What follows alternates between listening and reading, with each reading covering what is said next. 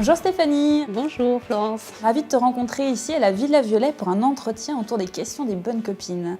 Alors pour commencer, je te propose de te présenter. Mais qui es-tu donc, Stéphanie? Je suis une maman d'un petit garçon qui travaille pour une maison de champagne qui s'appelle Zarine, pour laquelle je travaille depuis 10 ans maintenant. Je suis chef de produit, donc je gère tout ce qui a trait aux produits, que ce soit le packaging, l'emballage, les offres promotionnelles, les partenariats, la communication.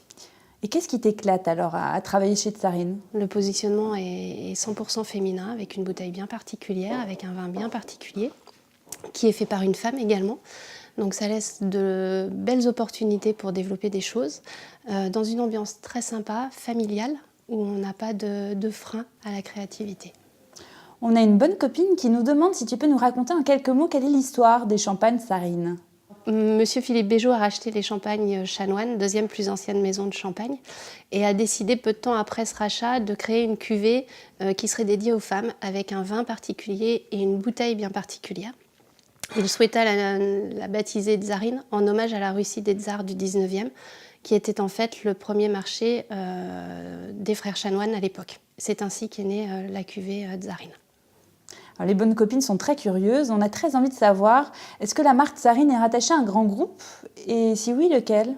Alors oui, Tsarine est rattachée à un groupe qui s'appelle Lançon Boiselle Chanoine Champagne, Lançon BCC, qui est un groupe 100% champenois. En fait, il est composé uniquement de maisons de champagne, parmi lesquelles donc Tsarine, Chanoine, Lançon, Besserat de Belfond, les Champagnes Boiselle, Devenoche, Philippona et Alexandre Bonnet. On est le deuxième groupe au niveau des champagnes en France et dans le monde entier. Personnellement, j'y connais pas grand-chose en champagne. Est-ce que tu aurais la gentillesse de nous refaire un petit point sur les différentes étapes pour produire un champagne? Alors oui, mais c'est quelque chose qui est assez long. Donc en fait, le champagne est composé de 3 cépages. Le pinot noir, le pinot meunier et le chardonnay. Ça, c'est tous les champagnes? Tous les champagnes. Après, on joue au niveau des assemblages. Donc le raisin est coupé à la main, de la mi-septembre à la mi-octobre. Et dès qu'il est mis dans des paniers, on va vite le presser dans des pressoirs. Une fois qu'il est pressé, on met le jus dans une cuve pendant 15 jours à 18 degrés. Sous l'effet de levures qui ont été additionnées, il va se créer du gaz carbonique et de l'alcool. C'est la fermentation dite alcoolique. C'est à partir de ce moment-là que le chef de cave intervient. Donc il va faire les assemblages entre les différentes cuves, les différents cépages, pour assembler les vins. Donc après, le jus sera mis dans des bouteilles. Et à partir de là, on va rajouter à nouveau des levures, de manière à ce qu'il y ait une deuxième fermentation et que l'effervescence puisse avoir lieu. Et ensuite, on laisse le vin maturer pendant un certain temps, au minimum 15 mois pour un brut. Et petit à petit, il y a un dépôt qui va se faire dans le bas de la bouteille. Ce sont les levures. Donc pour enlever ce dépôt, il va falloir incliner et tourner délicatement les bouteilles au fur et à mesure, de manière à ce que le dépôt arrive dans le goulot de la bouteille. Et une fois que tout le dépôt est dans le goulot, on va passer à la phase de dégorgement.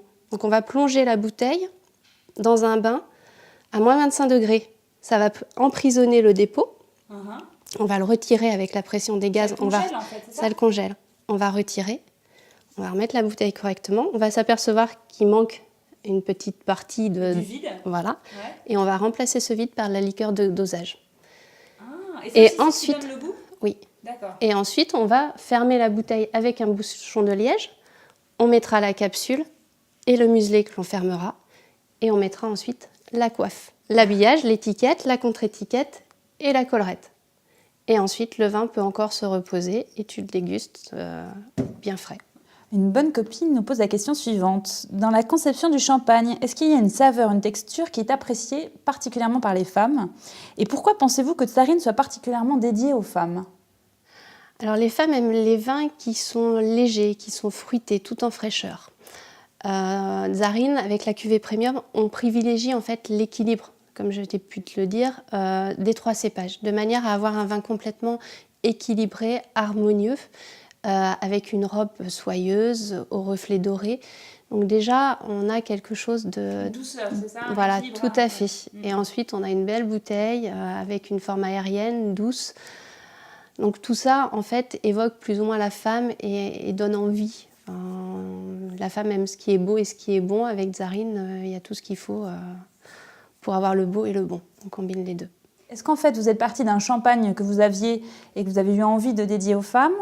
Ou bien est-ce que vous avez d'abord eu l'idée d'imaginer un champagne dédié aux femmes et ensuite vous l'avez fabriqué?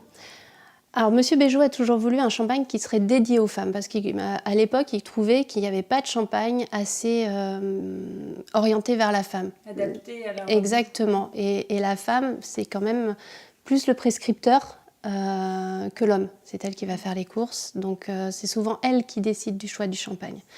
Et en fait, il est parti de cette idée de vouloir un champagne pour les femmes. Et lors d'un déjeuner, il a vu une très jolie carafe qui avait la forme de la bouteille de Tsarine.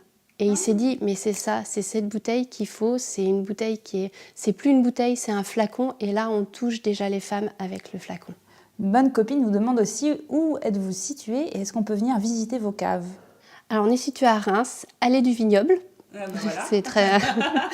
Malheureusement, on n'est pas encore équipé pour recevoir des visiteurs. Aujourd'hui, où peut-on acheter le champagne Tsarine? Alors, tu peux l'acheter partout, dans l'ensemble du parc de la grande distribution. Alors, je ne vais pas citer tous les hyper et super, mais également dans des petites épiceries fines sur Paris ou alors sur Internet, sur notre site Internet. Et pour terminer, est-ce que la marque Tsarine sponsorise des actions qui sont réalisées par ou pour des femmes? Alors oui, parce que notre cible reste les femmes, donc on essaye d'être toujours cohérent par rapport à ça. On sponsorise aujourd'hui, on est Champagne fournisseur du rallye des princesses, du rallye Aïcha des Gazelles, le trophée des femmes en or et le prix Romy Schneider Patrick Devers. Merci beaucoup Stéphanie d'avoir pris le temps de répondre à toutes ces questions de bonnes copines. Et puis mes bonnes copines, à très bientôt pour de nouvelles rencontres à la Villa Violet ou ailleurs. À bientôt!